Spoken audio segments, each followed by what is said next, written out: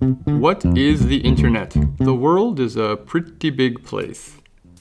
But with the internet, it seems smaller all the time. This is because we are more connected than ever before. The internet is basically the biggest computer network in the world. A network is just stuff, even people, linked together. The World Wide Web is a part of the internet, but it is not the internet.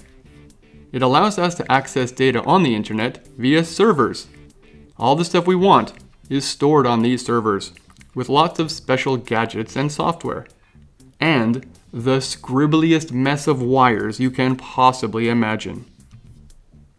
Your computer is known as the client, which requests the stuff you want via a web browser. Remember this guy? Probably not. The internet. It's a physical network of computers around the world.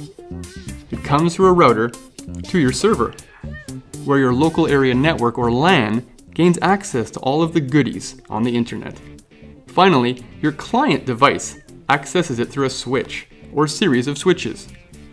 Many connections are often wireless, however. And that's basically how it works. Check out some of the other computer science videos suggested here. The world is a Three